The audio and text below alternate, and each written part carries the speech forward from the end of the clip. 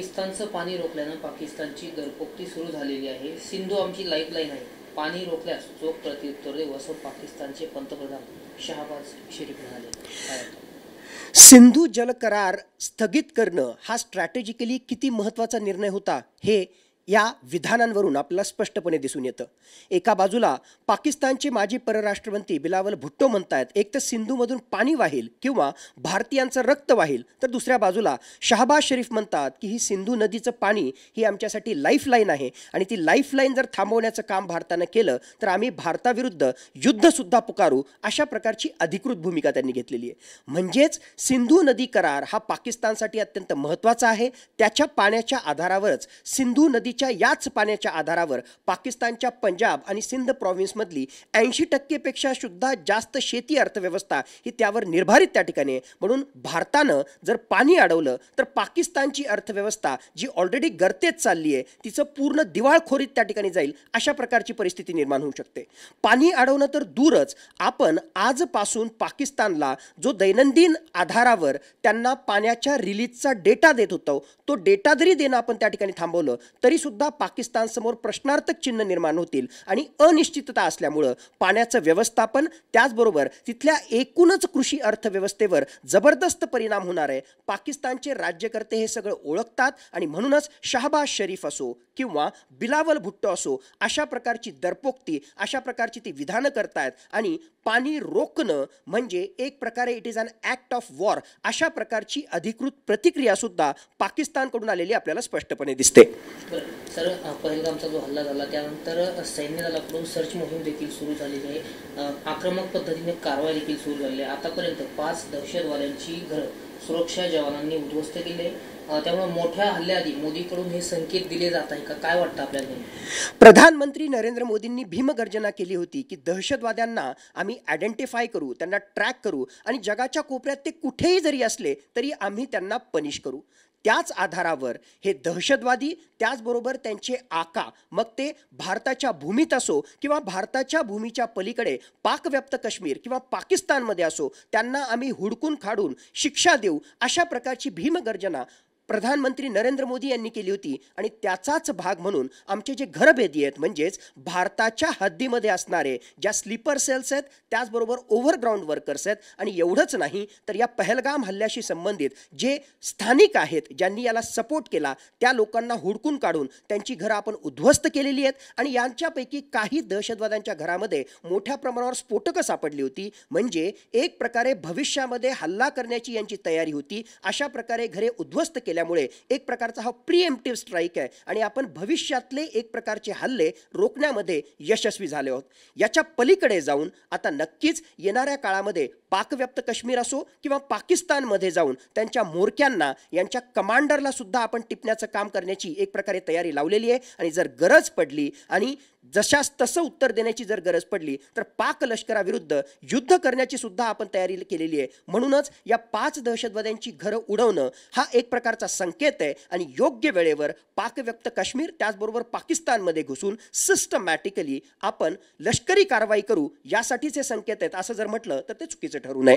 Sir, Pakistani पुरस्कृत दहशतवाद्यांनी 26 पर्यटकांचा हल्ला केला आहे, त्यात त्यांचा मृत्यू देखील झालेला आहे। त्यामुळे खरं तर संपूर्ण देशामध्ये हाय अलर्ट जारी करण्यात आले आहे। सैन्य दलाला सुद्धा अलर्ट राहण्याचे जे आदेश आहे ते देण्यात आलेले आहे। त्यामुळे आता POK सुद्धा ताब्यात घ्या अशी मागणी जी सुरू झालेली आहे की आता कसं पाहताय म्हणजे भारत POKवर हल्ला करू शकतो? भारतीय संसदेनं 1994 मध्ये अधिकृतरित्या एक प्रस्ताव पारित केला होता ज्याच्यानुसार पाकव्याप्त काश्मीर हा भारताचा अधिकृत भाग आहे आणि तो परत घेण्यासाठी भारतानं प्रयत्न करावेत, अशा प्रकारचा भारतीय संसदेचा कायदा आहे। मागच्या काही काळामध्ये भारताचे परराष्ट्र मंत्री डॉक्टर एस जयशंकर असो किंवा रक्षा मंत्री असो किंवा गृहमंत्री यांनी सरळ सरळ सांगितलेलं आहे की पाकव्याप्त काश्मीर हा अनफिनिश्ड एजेंडा आहे आणि त्यामुळे येणाऱ्या काळामध्ये पाकिस्ताननं पाकव्याप्त काश्मीर हा भारताच्या हवाली करावा। पाकिस्तान तर पाकव्याप्त काश्मीर आपल्या हवाली करणार नाही, याच्या विपरीत पाकव्याप्त काश्मीरमध्ये मोठ्या प्रमाणावर टेररिस्ट लॉन्चिंग पॅड आहेत आणि या टेररिस्ट लॉन्चिंग पॅडचा वापर करूनच मागच्या कित्येक वर्षांमध्ये भारतामध्ये हे टेररिस्ट हल्ला करतायत। म्हणून खऱ्या अर्थानं अनुषंगानं हे दहशतवादी हल्ले जर थांबवायचे असतील तर पाकव्याप्त काश्मीरला भारतामध्ये सम्मिलित करून घेणं हा एक महत्त्वाचा उपाय भारताकडे त्या ठिकाणी असणार आहे. नक्कीच सुरुवातीला पाकिस्तानच्या म्होरक्यांना पाकिस्तानमध्ये दहशतवादी कारवाया करण्यासाठी हे सगळे जे भारतामध्ये वेगवेगळ्या प्रकारचे दहशतवादी हल्ले करतात त्या दहशतवादी संघटनांच्या म्होरक्यांना टिपण्याचं काम आपल्याला करावं लागणार आहे. ड्रोन ॲक्शन आपल्याला करावे लागणार आहेत. एअर सुपिरियॉरिटी हासिल केल्यानंतर पाकव्याप्त काश्मीर स्पेशल मिलिटरी ऑपरेशनच्या माध्यमातून भारतामध्ये घेण्यासाठी मिलिटरी ही सज्ज होणार आहे आणि त्या अनुषंगानं भारताची तयारी आहे. भारताकडे वेगवेगळे पर्याय उपलब्ध आहेत, पण सरप्राईज फॅक्टर असल्यामुळे लगेच काही दिवसांमध्ये काही तासांमध्ये अशी कारवाई होईल याची शक्यता कमी आहे. पण योग्य वेळेस 100% जर हा दहशतवादाचा प्रश्न आपल्याला संपवायचा असेल तर पाकव्याप्त काश्मीर भारतामध्ये घेणं ही अत्यंत महत्त्वाची गरज आहे. आणि खरोखरच पाकव्याप्त काश्मीर भारतामध्ये घेण्यासाठी जे काही सामरिक सामर्थ्य लागतं, ज्या प्रकारची लेटेस्ट टेक्नॉलॉजी लागते आणि ज्या प्रकारचे मिलिटरी ऑपरेशन्स लागतात, हे सगळे सामर्थ्य भारताच्या लष्कराकडे उपलब्ध आहे. म्हणून येणाऱ्या काळामध्ये पाकव्याप्त काश्मीर हा भारताचा खरोखरच भाग होऊ शकतो, कारण तशा प्रकारची खमकी भूमिका राजकीय नेतृत्व सामान्य माणूस नरेंद्र मोदी यांच्यामध्ये पाहतोय. बरं सर, खरं तर हा हल्ला झाल्यानंतर यंत्रणा ज्या आहेत त्या अलर्ट मोडवरती आलेल्या आहेत. राजस्थानमध्ये युद्ध सराव देखील सुरू आहे. सीमा भागामध्ये सैन्य दलाची गस्त जी आहे ती अधिकच वाढलेली आहे.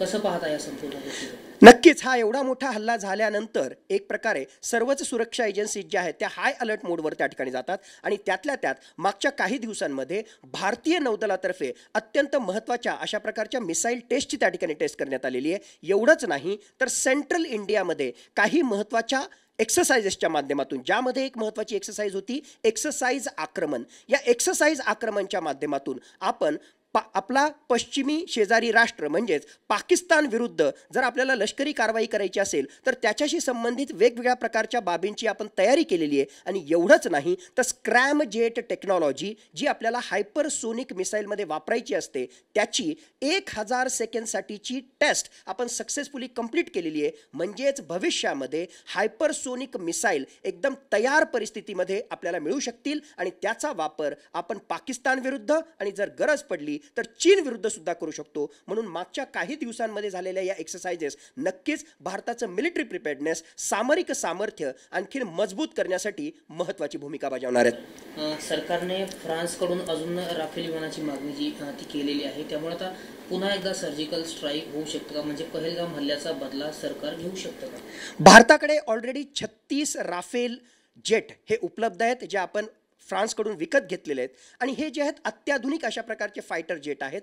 5th जनरेशन फायटर जेट असल्यामुळे चायनाचा मुकाबला करण्यासाठी त्याचबरोबर पाकिस्तानचा मुकाबला करण्यासाठी हे राफेल जेट आपल्याला अत्यंत महत्त्वाची अशा प्रकारची लीड देऊ शकतात.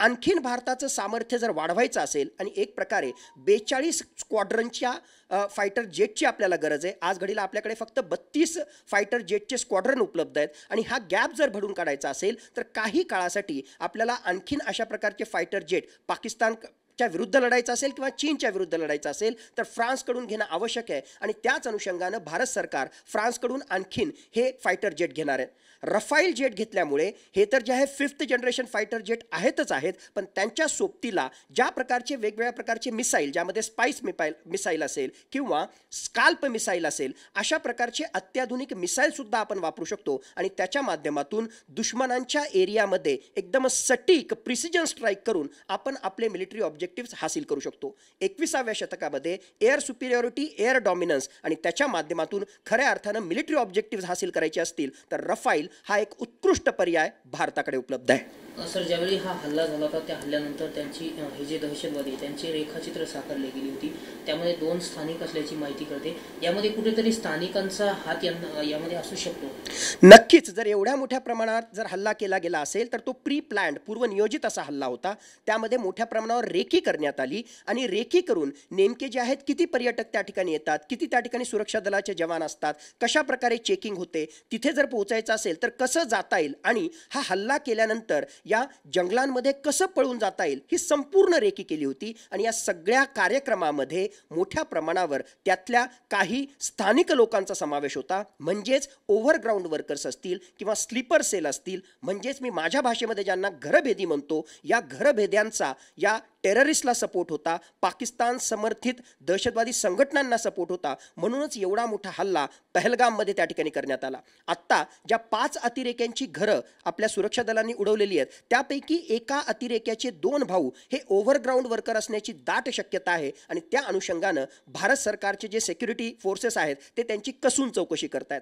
घरभेदी होते म्हणूनच एवढा मोठा हल्ला त्या ठिकाणी आपल्याला करता आला. आणि म्हणूनच या घरभेद्यांना रोखण्यासाठीच आता भारत सरकारनं वेगवेगळ्या प्रकारच्या कारवाया केलेल्या आहेत. फक्त या 5 अतिरेक्यांची घरं उडवली नाहीत, तर 1500 संशयितांना ताब्यात घेऊन त्यांची चौकशी सुरू आहे. आणि याच्या माध्यमातून ओव्हरग्राऊंड वर्कर आणि स्लीपर सेल यांचं जे नेटवर्क आहे, मुख्यतः जम्मू आणि काश्मीरचं, ते आपण उद्ध्वस्त करण्यामध्ये येणाऱ्या काळामध्ये यशस्वी होऊ शकू.